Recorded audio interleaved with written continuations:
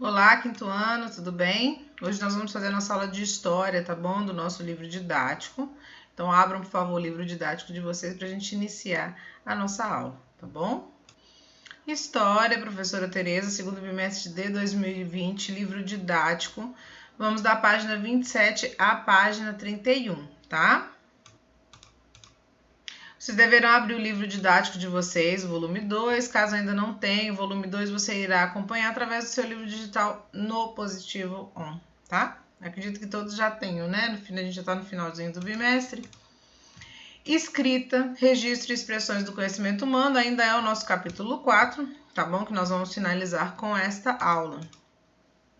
A imagem, que vocês também já conhecem, que nós estamos trabalhando sobre essa questão da escrita já nas aulas anteriores também. A escrita em outros tempos, tá bom? Página 27, é aí que iniciamos o nosso conteúdo da aula de hoje. Vimos que a escrita era registrada em tabletes de argila na Mesopotâmia e em papiro e nas paredes no Egito Antigo. Contudo, você deve ter percebido que diversas formas de escrever foram usadas com o passar do tempo. Há mais de 500 anos, a escrita era realizada por monges copistas, que assim ficaram conhecidos porque tinham a função de copiar textos. Esses monges copiavam textos do grego antigo e do árabe que haviam sido traduzidos para o latim. Aqui nós temos a imagem, tá, justamente disso, né, desses monges que realizavam estas cópias, tá? Nessa imagem foi retratado um monge copista, Jean Mielotti. No ambiente de trabalho representado, podemos ver uma cama ao fundo esquerdo. Os monges copistas viviam em mosteiros e fazer cópias de livros era uma das atividades por eles desempenhadas. Para realizar este trabalho, debruçavam-se em uma obra por horas com o objetivo de concluir uma tradução, pintura ou cópia, o que poderia demorar décadas até ser finalizado. Para realizar os registros, usavam pergaminhos, além de pena e tinteiro. No móvel de trabalho, o livro que seria copiado ou traduzido ficava na parte mais alta e próximos ao monge copistas. Outros livros ficavam à disposição para serem consultados. Belas pinturas chamadas iluminuras ilustravam as obras produzidas pelos monges copistas. Estas imagens decoradas com ouro e prata contornavam toda a escrita nas margens do livro, acompanhando o texto. Olha que bonito, né, gente? As pinturas que eram feitas justamente para acompanhar os textos, tá? As iluminuras dessa Bíblia foram encomendadas por um duque italiano de Ferrara chamado Borso d'Este e foram concluídas entre 1455 e 1461, ou seja, há mais de 550 anos. A primeira letra das frases que abrem um novo capítulo normalmente é grande e muito enfeitada. Essa letra recebe o nome de capitular. Olha que legal, que interessante essas informações, né? Os livros e documentos ficavam ao alcance dos monges e das monjas que habitavam os mosteiros. Estas obras eram muito valiosas, pois havia poucas e demorava-se muitos anos para copiá-las. Os chineses inventaram um papel que é bastante similar ao que conhecemos na atualidade. Contudo, para escrever, os monges copistas usavam um suporte conhecido como pergaminho, feito de couro de carneiro. Lembrem que essas notinhas nos livros de vocês sempre trazem informações muito importantes, tá? Não deixem de ler, tá bom? Você sabia? A francesa Erro de Landberg, freira da Igreja Católica, escritora e ilustradora, foi responsável pela elaboração de uma enciclopédia ilustrada, a obra Jardim das Delícias, finalizado em 1185. O conteúdo dessa enciclopédia foi utilizado como base de estudo para as noviças. Após algum tempo, surgiram outras mulheres escritoras, como Cristina de Pizan, que além de ter produzido vários livros, escreveu poemas. E aqui mais uma bela imagem, tá bom? Que vocês podem ver pelo QR Code de vocês, tá? Aqui nós temos a legenda da foto, tá bom? Nessa imagem, Christine de Pizan foi retratada em seu quarto escrevendo um livro próprio. Na mão esquerda segura um apagador e na direita uma caneta tinteiro. Aos pés da personagem foi representado um cachorro. Aqui nós temos um detalhe de um cachorrinho, tá? E aqui, ó, enciclopédia, livro que reúne conhecimentos organizados por nome e alfabeticamente. Tem o objetivo de fornecer explicações detalhadas sobre a origem e a função de cada item citado. É uma obra parecida com um dicionário, que muitas vezes é ilustrada. Ótimo, nós já vimos o que é uma enciclopédia, porque foram os nossos estudos, né, dos verbetes em língua portuguesa. E as noviças eram as mulheres que estão se preparando para fazer parte de alguma ordem religiosa ou de um convento. Tempos atrás, muitas pessoas não sabiam ler ou escrever, pois essa atividade geralmente era dominada apenas por grupos religiosos. E como é possível perceber, a produção de um livro demorava muito tempo e também precisava de bastante investimento. Vamos brincar? Use um material de apoio para escrever um texto e representar um pergaminho medieval. Enfeite o seu texto com as outras imagens do material, formando uma iluminura, tá bom? Para realizar essa atividade, vocês vão utilizar esse aqui, ó, tá? É o material, é o que está no material de apoio. Aqui nós temos o pergaminho e aqui nós temos as imagens, tá bom? Para vocês completarem e enfeitarem a escrita de vocês. Façam um texto, gente, relacionado ao assunto, né, para facilitar, tá bom? Mas aqui vocês estão com liberdade de escolher o assunto do texto de vocês. Mas ficaria muito legal se vocês falassem justamente sobre o que a gente está estudando, tá? Sobre a questão da história da escrita e fizessem e utilizassem aqui, tá bom? As figuras que nós temos aqui para poder fazer os enfeites do pergaminho de vocês, tá? Então tá aqui no livro didático de vocês, no material de apoio, o material. Outros olhares. A escrita coreana foi criada pelo rei Sejong, o Grande, que apresentou em um documento oficial em 1446. Seu objetivo era diminuir o analfabetismo e facilitar a impressão de livros. Até então, poucas pessoas sabiam ler e escrever no reino coreano. Nós temos aqui o alfabeto, né? O alfabeto que foi escrito por Sejong. Para mim, é completamente, né? É uma coisa completamente impossível de entender só de olhar simbolicamente, tá bom? Mas aqui nós vemos as representações da letra, tá? Nós temos aqui, ó, por exemplo, a representação da letra N, da T, da R, tá bom? E os símbolos que representavam estas letras, tá? E aqui a gente vai fazer uma espécie de pesquisa, tá bom, gente? Com a ajuda de um adulto, pesquise as respostas para as seguintes questões. Que alfabeto você usa para escrever e ler? Tá? É uma pesquisa que a gente, né, realizada. Qual o tipo de escrita que a gente usa, tá? Baseada em quê? A nossa escrita é baseada no alfabeto latino, tá bom? Então, é o alfabeto que a gente utiliza. Letra B, qual é a origem desse alfabeto? A origem desse alfabeto é dos brasileiros da latina e grega, tá? Nós temos uma origem do nosso alfabeto latino e grego, tá bom? Letra C, quais são as semelhanças e diferenças entre o alfabeto usado pelos brasileiros e o alfabeto coreano? Ele quer saber as semelhanças e diferenças. Como diferença é possível, nitidamente, a gente ver a grafia, né? A simbologia de cada uma. E semelhança é de ter só a mesma finalidade, de ter o mesmo objetivo, de transmitir informação e formar palavras, tá? Então, de semelhança que podemos ter, tá bom? Com o alfabeto coreano é que ambos, tanto o nosso quanto o deles, têm o objetivo de transmitir informação, de passar uma mensagem.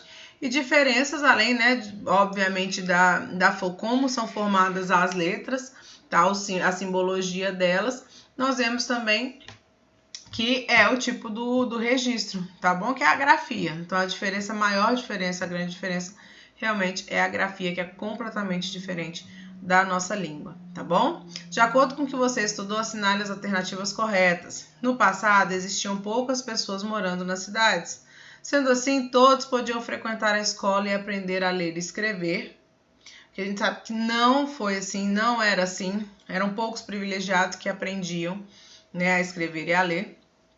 No passado, os diferentes tipos de escritas eram registrados em suportes diversos, como papiros e tabletes de argila. Nós vimos sim que foram os primeiros registros escritos, né, como eles eram feitos. E no passado, monges traduziram diversos textos e os copiaram à mão, exatamente. Vimos inclusive as ilustrações nas folhas anteriores, certo? Escrita e imprensa, tá? Aqui nós já vamos passar, já vamos evoluir a maneira de se expor uma escrita, tá bom? Para que mais livros fossem publicados em menos tempo e em grande quantidade, há aproximadamente 570 anos foi inventada uma forma diferente de gravar palavras no papel. A impressão em papel ou em argila já existia, como é possível verificar em rolos sumérios. Entretanto, nenhuma técnica tinha funcionado de forma tão eficiente para possibilitar a impressão de vários exemplares de um mesmo livro. Então, imaginem, quando você fazia um livro, ainda não tinha uma maneira de fazer uma impressão de vários, imagina-se que cada um tinha que ser escrito à mão, tá? Então, imagina o trabalhão que acontecia. Eu tinha que fazer repetir a mesma escrita em vários, tá? O tempo que se levava, a quantidade, imaginem isso, né? A dificuldade. Aqui a gente já vai falar o quê? Da imprensa, tá? Justamente que utiliza o meio eficaz, que faz o trabalho de forma mais fácil e em maior quantidade. Então, ganha-se tempo e quantidade, tá bom? Então, aqui, ó, a gente vê aqui, a gente tá vendo que é um maquinário, tá? E as pessoas aqui produzindo, tá bom?